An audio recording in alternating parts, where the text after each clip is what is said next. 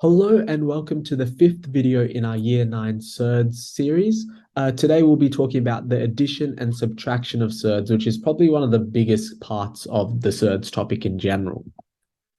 So the way we treat surds is very similar to the way we treat algebra. So I'm just going to quickly read this piece of text here. The sum 4 root 7 plus 3 root 7 can be thought a lot like 4 lots of root 7 plus 3 lots of root 7, which equals 7 lots of root 7. So very similar to algebra, because we can write 4x plus 3x is equal to 7x. And that's because the root 7 is essentially common. It's sort of treated like the x. So that is when we have like surds. So 4 root 7 and 3 root 7 are like surds because the surd part is the exact same. Now, on the other hand, something like 5 root 2 plus 6 root 3, that's very similar to something like 5x plus 6y. X and y are not common algebraic terms, so we can't actually simplify anymore. And so we say that root 3 and root 3 are not common, so we can say 5 root 2 and 6 root 3 are unlike surds. So it's important that we can only simplify, so add or subtract like surds. If they're unlike, we just leave them like that. So with that introductory theory out of the way, let's actually dive straight into some examples because that's the best way to learn this. So with this first question, we have 4 root 7 plus 5 root 7. So the first question we should be asking ourselves is, are they like surds? Well, they both have a root 7 part to it, so yes, they actually are like surds. So we can say 4 root 7 plus 5 root 7, just like algebra, if you're thinking 4x plus 5x, that's going to equal 9x. So same thing, we're going to say 4 root 7 plus 5 root 7 is simply equal to 9 root 7. So hopefully that makes sense. Now with question 2, we got to ask ourselves the exact same question. We have 3 root 5 plus 2 root 7 minus root 5 plus 4 root 7. Are there any like surds? In this case, there actually is, but there's two sets of like surds. Hopefully you can see we have the 3 root 5 and the minus root 5. So they are like terms. And then we have the 2 root 7 and the 4 root 7. So let's combine each bit separately. So when we have 3 root 5 minus root 5, well, that's going to equal the same as like just 3x minus x. We're left with 2x. So in this case, it's going to be 2 root 5. Now, with our 2 root 7 plus 4 root 7, which I'll write over here, we have like terms of root 7. And just like 2x plus 4x is equal to 6x, we can say that this is equal to 6 root 7. So our total answer for question 2 is actually going to equal 2 root 5 plus 6 root 7. And hopefully that makes sense. Now here we have a trickier couple of examples. So with question 1, we have root 8 plus 4 root 2 minus root 18. At first glance, it looks like we don't have any surds that are similar or like surds, but this is why we practice simplifying surds. So let's just do the first question and make sure we simplify every single surd as much as possible. So with this first question, we know that we can simplify root 8 into root 4 times root 2. And we know that the root 4 can be simplified to 2 root 2.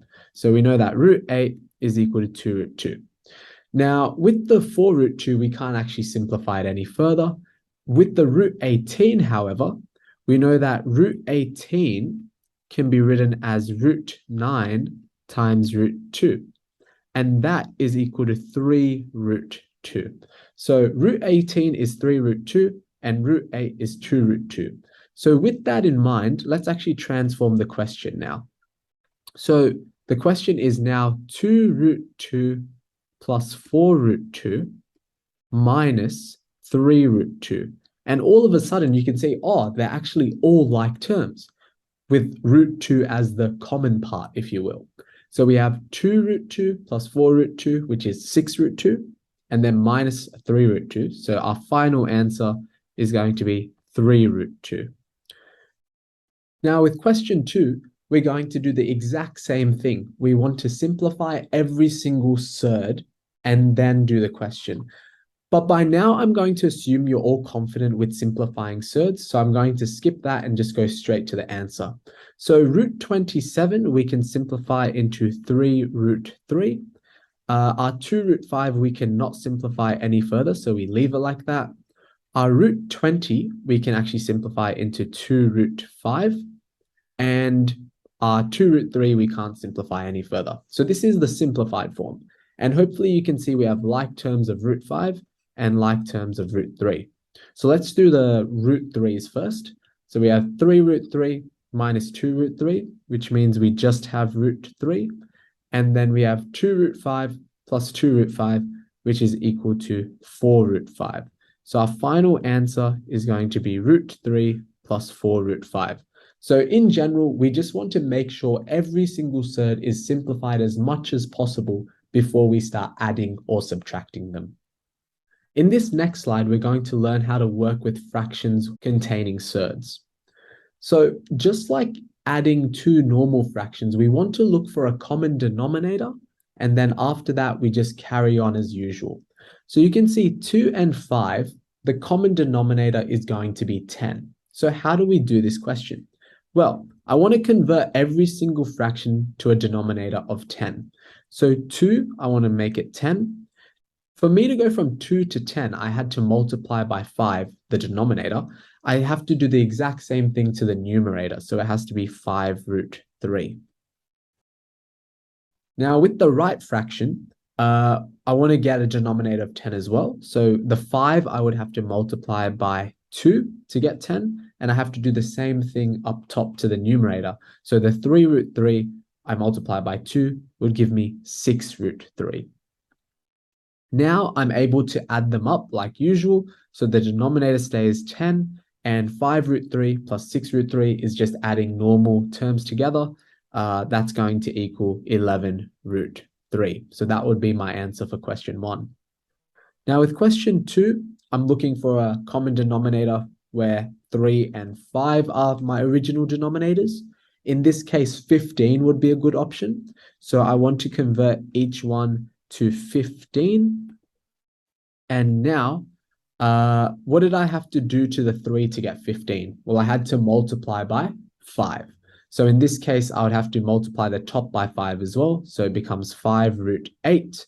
And the 5 here became a 15. I had to multiply that by 3. So in this case, I would have to also multiply the numerator by 3. So that would be 3 root 2. So I'm left with 5 root 8 minus 3 root 2 over 15. Now, can we simplify this further? We actually can. Remember that root 8 can be written as 2 root 2.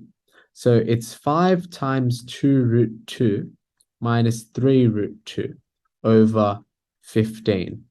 Now that's equal to 10 root 2 minus 3 root 2 over 15. And finally, we get a final answer of 7 root 2 over 15.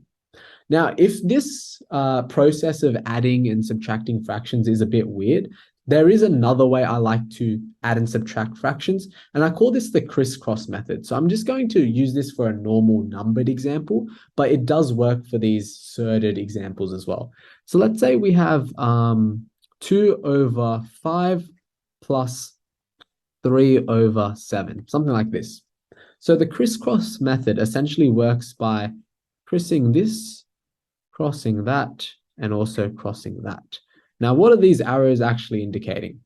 Basically, to get the denominator, I multiply these two denominators together. So I'm going to get 35.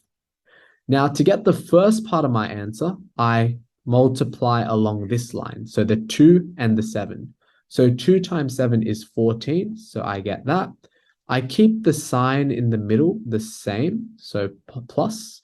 And then to get the second part of my numerator, I multiply along this line. So 5 times 3, which is 15. So I end up with an answer of 29 over 35. So the crisscross method works just as well for these surded questions.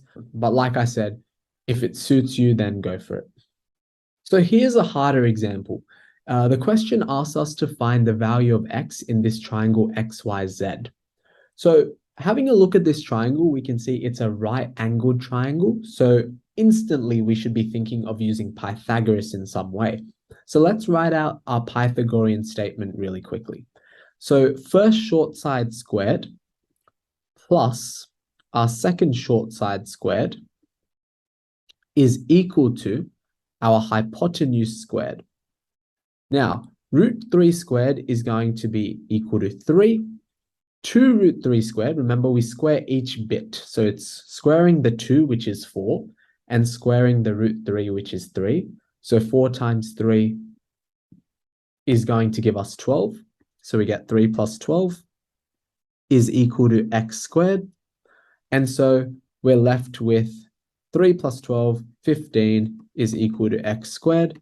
And so we can say x is equal to the square root of 15. Now we cannot simplify this surd any further, so we leave it like that. The second example tells us to find the length of the side AC in the triangle ACB. Now, in order to figure out this question, we want to find out what AX is and then figure out what XC is and add those together to give us the side AC.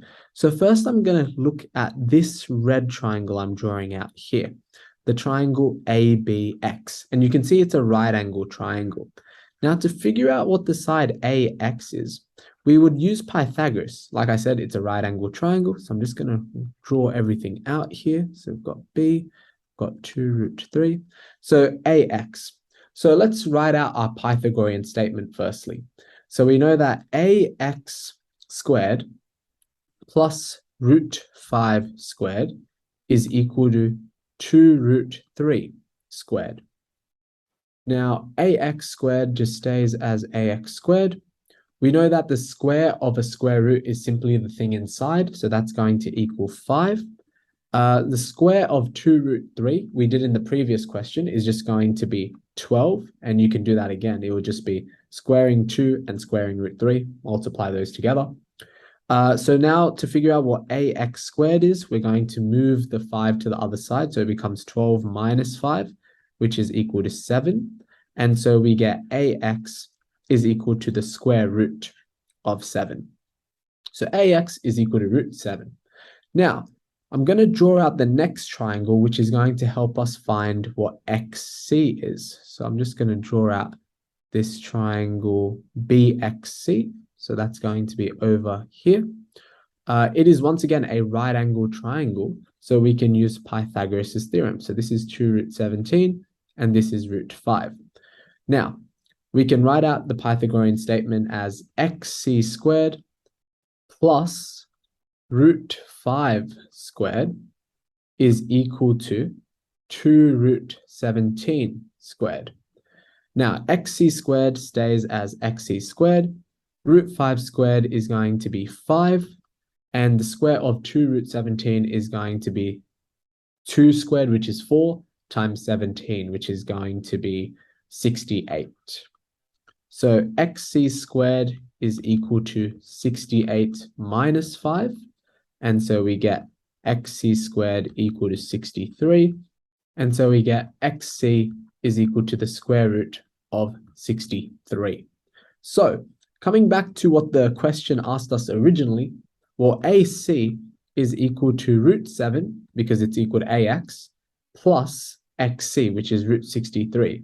Now, we can actually simplify root 63 into 3 root 7.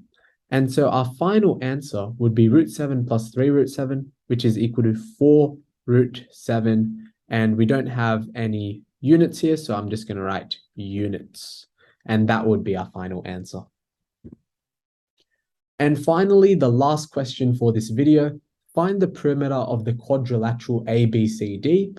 Well, 3 of the 4 sides have already been given to us. You can see BC we've been given as 6 root 3. BA we know is 9 root 3. AD is 8 root 3. And we just need to figure out what CD is. So I'm just going to draw out the triangle that is going to help us figure out CD. So I'll just draw it in blue. And you can see it's a right angle triangle because it's been given to us. So we draw out the triangle. CD is what we're trying to find out. We know that the hypotenuse is 267, and we know that one of the short sides is 8 root 3. So we can write out our Pythagorean statement by saying CD squared plus 8 root 3 all squared is equal to the square root of 267 all squared. Now, that's going to simplify to, well, 8 root 3 squared is going to be 64 times 3, which is 192. And the square of a square root is simply the thing inside, so that's going to be 267. To figure out CD squared, we just move the 192 to the other side, so it becomes a minus 192. And so we get CD squared is equal to 75. And so CD is equal to root 75. Now, instantly, I'm thinking, let's just simplify this early on instead of doing it in our final step. So we know that root 75 can be simplified into 5 root 3. And so now we can answer our question. The question was asking us for the perimeter of the quadrilateral. So we can say the perimeter is BC, which is 6 root 3, plus BA, which is 9 root 3, plus AD, which is 8 root 3, plus CD, which we've just figured out to be 5 root 3. And we can see that this relates to a topic we were just focusing on, which is adding all these surds together. So we can collect the like terms. 6 root 3 plus 9 root 3 is 15 root 3, plus 8 root 3 is going to be 23 root 3, and then we add another 5. So it's going to end up with 28 root 3 units. So that is the final answer. And that is it for the 5th video in our Year 9 Surds series. In our next video, we'll be focusing on the multiplication of surds. So stay tuned for that and catch you in the next one.